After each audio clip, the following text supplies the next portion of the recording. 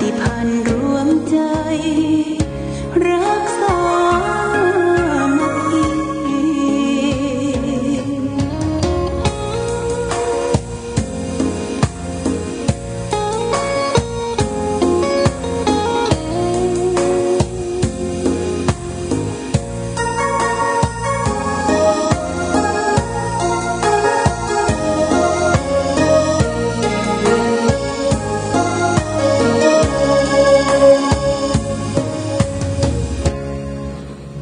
เป็นวัดร้างโบราณสืบสาน2524พระมหาราชครูเกษราปัญญาปรมาติกาจารย์จากวัดดาภัยเชียงใหม่สืบสานเวลาผ่าน131 ปีนานไกลวัดพระบาทอุดมรุ่งเรืองงามตา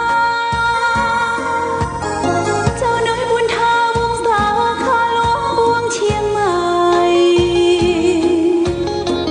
ปกครองหัวเมืองฟ้าทุ่มเทแรงกายแรงใจทุกชาติพันธุ์รวมใจรักษามัคคี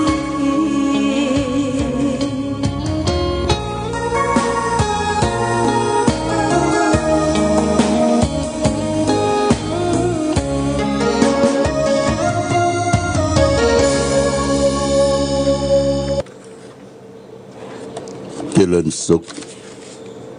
ศรัทธาสาธุชนญาติโยมท่านพุทธบริษัททั้งหลายวันนี้รายการธรรมประทีปส่องต่างก็ได้มาพบปะกับพ่อแม่พี่น้องศรัทธาสาธุชนญาติโยมแห่งครั้งหนึ่งวันนี้เป็นวันจันทร์ที่30เดือนสิงหาคมพุทธศักราช2564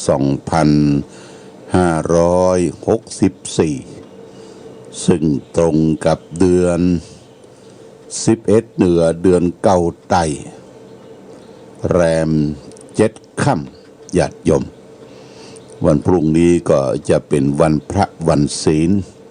แล้วก็เป็นวันสิ้นเดือนของเดือนสิงหาคมเดือนกันยาเดือนกันยาเดือน12เหนือก็จะย่างเข้ามาอากาศท้องถิ่น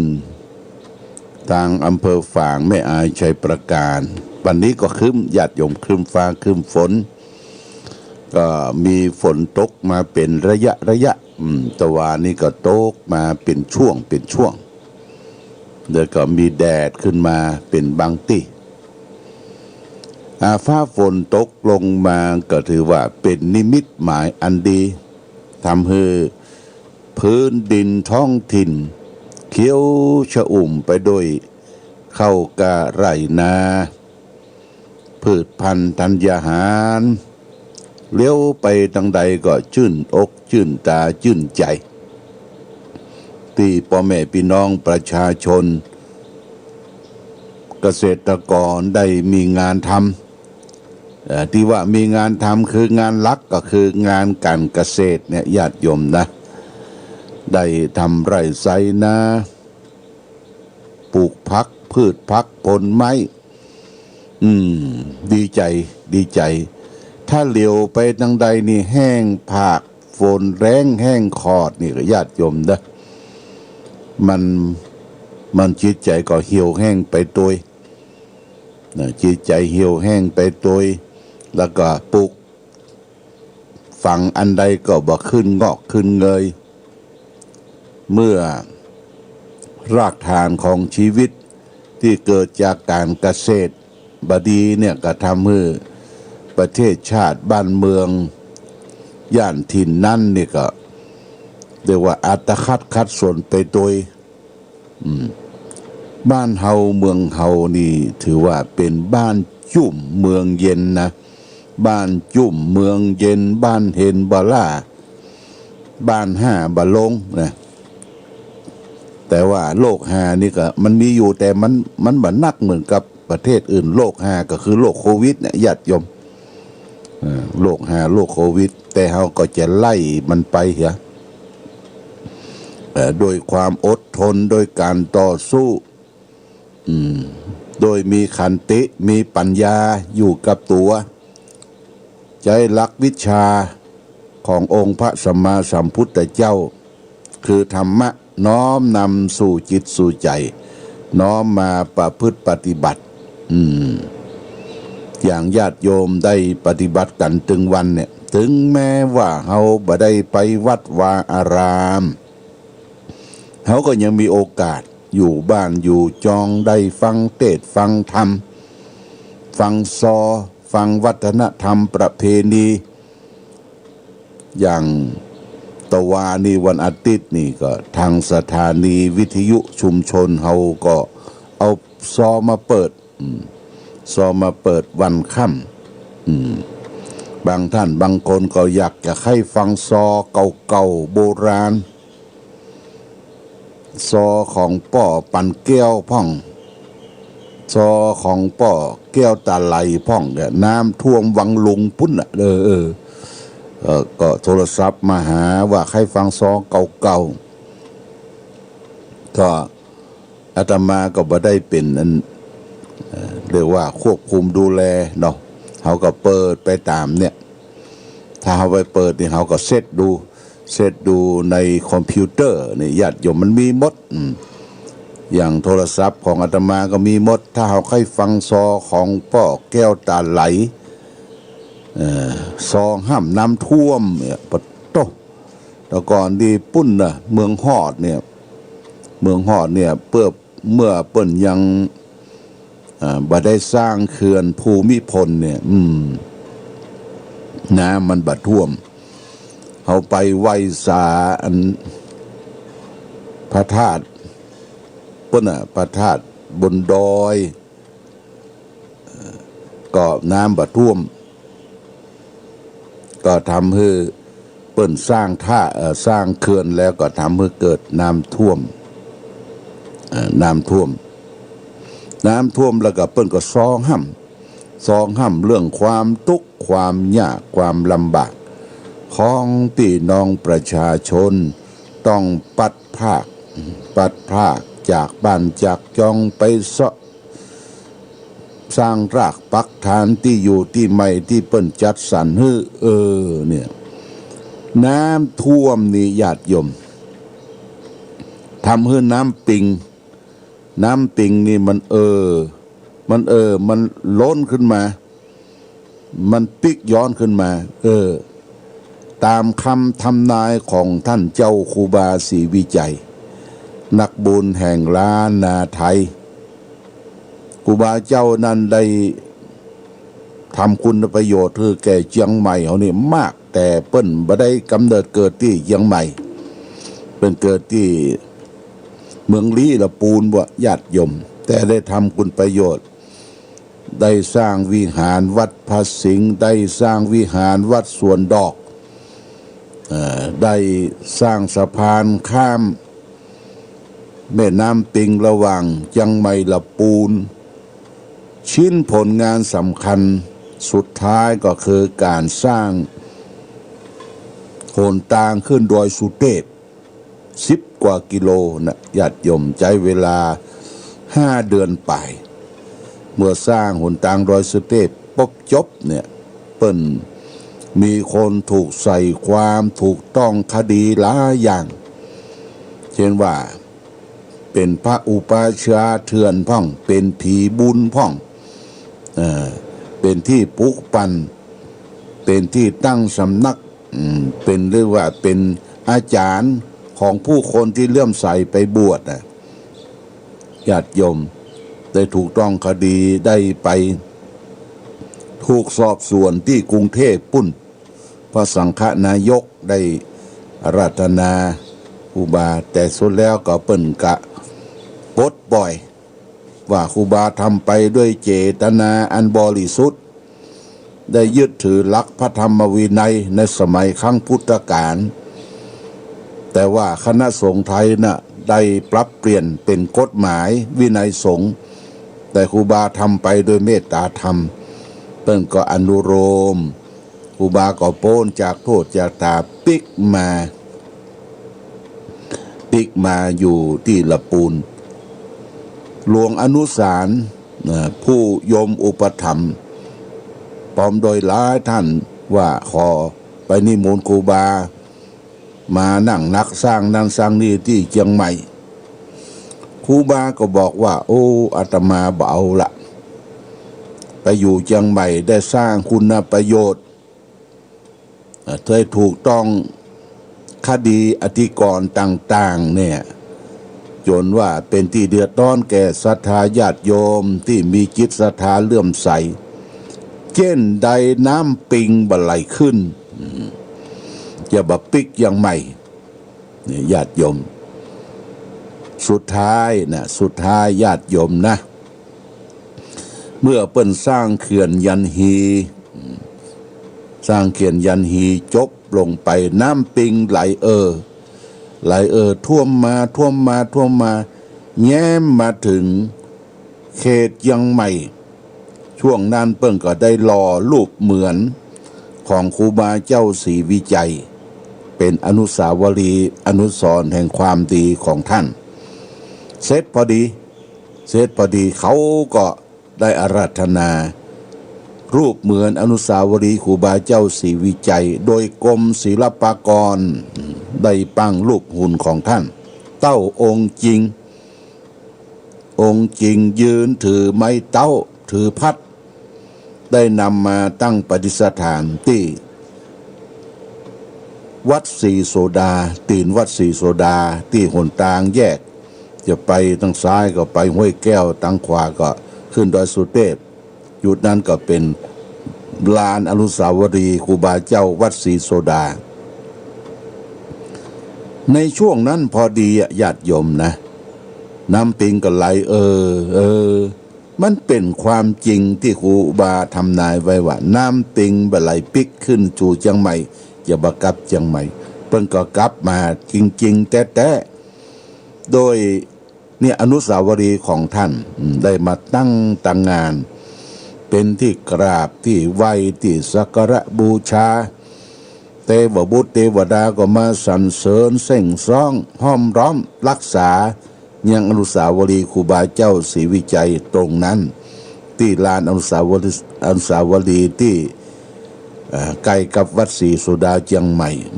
ญาติโยมเขาลองไปแต่วันเสาร์วันอาทิตย์เนี่ยโอ้มีพวงมาลาพวงดอกไม้ไปไหว้สาครูบาเนี่ยโอ้ก็เป็นที่สักการะบูชาคนที่อยู่แถวนั้นก็ไปขายช่อดอกไม้ธูปเทียนพวงมาลาพวงดอกไม้ขายอาหารการกินเป็นแหล่งทำเงินเป็นแหล่งท่องเที่ยวเป็นแหล่งที่ไหว้สาสักการะบูชานักบุญแห่งล้านนาไทยเขาจะขึ้นดอยสุเทพต้องแวะหันก่อนหรือบ่แวะก็ต้องยกมือสากราบไหว้ขอพรจากครูบาเจ้าศรีวิจัยเนี่ยคำทำนายของท่านมันบ่น่าเป็นไปได้นะญาติโยมนะน้ำปิงไหลปิกขึ้นสู่เชียงใหม่ก็คือเปิ้นสร้างเขื่อนยันฮีเขื่อนเจ้าพระยาเขื่อนยันฮีไหลท่วมมาเมืองฮอดเมืองลุงอะไรอย่างท่วมมาจนไหลข้ามมาเชียงใหม่นะน้ำปิงไหลย้อนก็สุดท้ายอนุสาวรีย์ครูบาเจ้าศรีวิจัยก็ได้มาประดิษฐานณที่ลานอนุสาวรีย์พระเจ้าฝางมาลานอนุสาวรีย์ปุ้นวัดศรีโสดาเชียงใหม่ได้ญาติโยมอาตมามีความเลื่อมใสในครูบาเจ้าศรีวิจัยในปฏิปทาของท่านในการปฏิบัติธรรมของท่านครูบาเจ้าศรีวิจัยนั้นตั้งใจปณิธานตนว่าจะไปสู่พุทธภูมินะญาติโยมพุทธภูมิก็คือที่อยู่ของพระพุทธเจ้าพระพุทธเจ้าอยู่ที่ไหนญาติโยมก็อยู่ที่เมืองนิพพาน เมืองนิพพานเมืองนิพพานนี่ตามปุคลาธิฐานว่าเป็นเมืองแก้วเมืองเย็นเมืองกัดเมืองเกษมเป็นเมืองที่บ่เวียนว่ายตายเกิดครูบาได้มาสร้างปารมีอายุแค่60 ปีอ่ะท่านก็นิพพานเอาถือว่านิพพานญาติโยมนะเพราะว่าวันที่ท่านสิ้นบุญสิ้นกรรมนั้นท่านรู้มีสติมีปัญญาเวลาเที่ยงคืนพอดีนะก็เปิ้นก็ฮือพระเจ้าพระสงฆ์ศรัทธาคฤหัสถ์ญาติโยมลูกศิษย์ลูกหาที่มานั่งห้อมล้อมที่วัดครูบาเจ้าศรีวิจัยที่อำเภอลีนะอำเภอลีนะ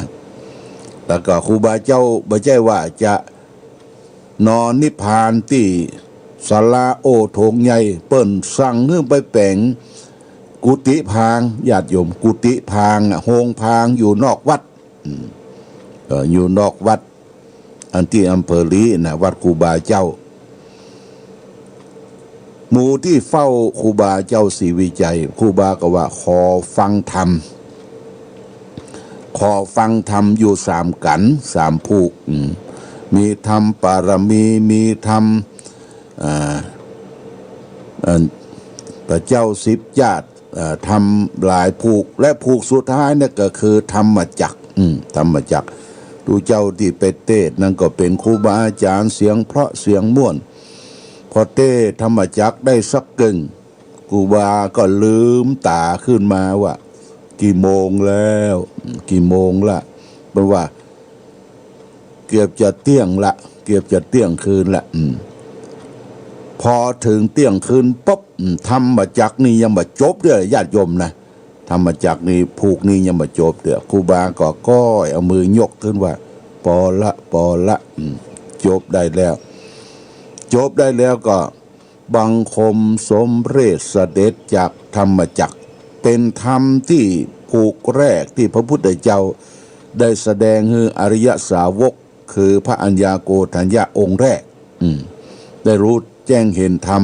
ของปัญจวัคคีย์5 ตนครูบาก็สงบจิตเข้าสู่ฌานสมาบัติเสร็จแล้วก็นิ่งสงบไปนิพพานไปเปิ้นมีสติอย่างรู้อย่างรู้ทั้งเข้าทั้งออกญาติโยมบ่ใช่ดิ้นทุรนทุรายระงับทุกขเวทนาเพราะว่าครูบาเจ้านั้นเป็นโรคมโหกนะญาติโยมเป็นโรคมโหกพร้อมกลงเจ็บปวดระงับทุกขเวทนาด้วยความเจ็บความปวดนั้นอาตมาเข้าใจนะญาติโยมเข้าใจว่าครูบาเจ้านิพพานก็คือสงบระงับดับเย็นชำระกิเลสโลภโกรธหลงอภัยให้อภัยแก่คนทั้งหลายครูบาเจ้าก็สั่งเป็นกรรมสุดท้ายว่าลูกศิษย์ลูกหาที่มาห้อมเราว่าครูบาถึงเวลาแล้วเนอะจะอยู่บ่ได้แล้วกับเฮาและท่านทั้งหลายอันใดที่คงค้างที่ได้สร้างได้แปลงคงค้างคำสอนที่ครูบาได้บอกได้กล่าวขอให้ลูกศิษย์ลูกหาได้ต่อเติมสร้างห้างแปลงคงค้างให้สำเร็จเสร็จสิ้นครูบาทิ้งสังขารนะญาติโยมนะสิ้นสังขารไปเมื่ออายุได้60 ปี60 ปีเพราะฉะนั้นครูบาเจ้าได้จากหมู่เฮาไปก็โดยคำสัจจะหลายอย่างที่ครูบาได้ทำให้มนุษย์โลกเขาสัจจังเวอมตาวาจาความสัตย์เนี่ยเป็นวาจาที่บ่ตายเด้อเฮาพยายามรักษาความสัตย์ซื่อเนี่ยญาติโยมนะจะไปโกหกมดเท็จจะไปโกหกมดเท็จต่อคนนั้นคนนี้ต่อเพื่อนต่อฝูงต่อครูบาอาจารย์สัจจะนี่ถือว่าเป็นความจริงเมื่อเขามีสัจจะและความจริงเกิดขึ้นเขาก็จะเป็นอมตะวาจาคือวาจาที่บ่ตายอาตมาก็ได้สนองคุณครูบาที่เปิ้นได้เกยขึ้นมาเมืองฝางได้มาแวะที่น้ำบ่อสาวา 2,400ปุ่นประมาณ75ได้เวลาถึงถึงเวลาถึง95 ปีเบิ่งก็ยังอธิษฐานปลูกบะกรอกไว้เนอะที่บนสำนักวิปัสสนาสถานที่ปฏิบัติธรรมบะกรอกนี่ก็แปลกญาติโยมหน่วยกู้ปีเนอะปีนี้ก็หน่วยหำละหน่วยจัดหนักเราจะได้นำฝากญาติโยมได้สร้างอนุสาวรีย์ครูบาเจ้าจำลองไว้สูง9 เมตร 59 เซนดอด้วยทองเหลืองนะโดยช่างกุลวัฒนาช่างแม่ภูคาเหนือเป็นช่างรอ3 ต้นและญาติโยมก็ออกพรรษาลาพระเจ้าไอโควิดมันหายแล้วก็เจิญจวนกันไปเอวเนอะไปเอวไหว้สารูปเจ้าครูบาศรีวิเจ้าอนุสาวรีย์ของท่านไปเยี่ยมพระเจ้าฝางพระนางสามผิวไปชะเง้อพอมองน้ำบ่อสาวาญาติโยมน้ำบ่อสาวาอันนี้ก็เกินท่านทั้งหลายว่าเขาก็จะถึงเดือนนี้ละจะถึงเดือนกันยานี่เขาก็จะทำบุญให้ครูบาอาจารย์ครูบาเจ้าศรีวิจัยเนี่ยเขาก็จะได้ตาลให้เปิ้นตาลสลักกพัดตาลสลักกพัดเพราะฉะนั้นญาติโยมก็ได้ร่วมโดยช่วยกันเมื่อปีที่แล้วนี่อาตมาได้รับยกย่องจากมูลนิธิครูบาเจ้าศรีวิจัยได้รับโล่ญาติโยมได้รับโล่โดยคุณพยูนมีทองคำอดีตท่านรองผู้ว่าราชการจังหวัดเชียงใหม่ได้ยกย่องปันให้ได้ไปรับที่วัดพระสิงห์เมื่อปีที่แล้วได้รับมาเรียบร้อยก็โดยเราระลึกถึงว่าครูบาเจ้าศรีวิจัยนั้นเป็นฉบับเป็นแบบอย่างเป็นวีระบุคคลเป็นพระสงฆ์ที่มีความกล้าหาญชันชัยนะญาติโยมครูบานี่เด็ดเดียวถึงแม้ว่ารูปกายของท่านจะบอบบางบึกบึนแต่จิตใจของครูบาไม่ใช่เป็นจิตใจป่าซิวนะญาติโยมครูบาเนี่ยจิตใจกล้าหาญเลยว่ามีวีรธรรมวีรธรรมคือความกล้าหาญทำอย่างทุกสิ่งทุกอย่างถึงแม้ว่าจะมีอุปสรรคขัดขวางจะมีคนมาจ้วงมาจากมาติฉินดินทามาว่านั่นว่านี่ครูบายิ้มอิ่มใจว่ามันทุกสิ่งทุกอย่างมันจะต้องสำเร็จมันเป็นกรรมของตนเองกรรมของมนุษย์โลกครูบาก็บอกว่ากรรมมุนาวัตติโลโกสัตว์โลกย่อมเป็นไปตามกรรมญาติโยมนะภูมิใจเนอะพี่น้องญาติโยมสาธุชนชาวบ้านล้านนาของเฮา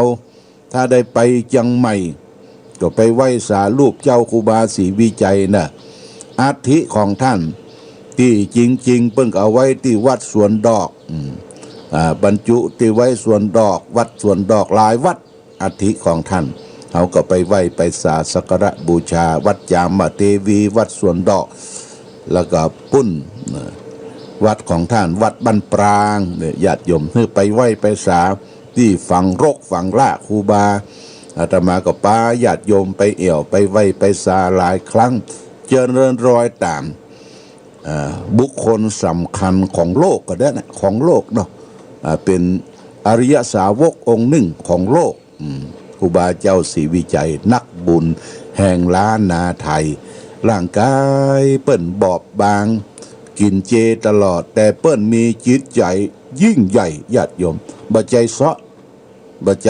บ่กลัวหยังบ่กลัวเป็นบ่กลัวตายบ่กลัวพัดภาคจากสิ่งนั้นสิ่งนี้ท่านเป็นพระที่มีวีรธรรมมีความกล้าหาญชันชัยเป็นอย่างมากเอาละธงชาติและเพลงชาติไทยเป็นสัญลักษณ์ของความเป็นไทยเราจงร่วมใจยืนตรงเคารพธงชาติด้วยความภาคภูมิใจ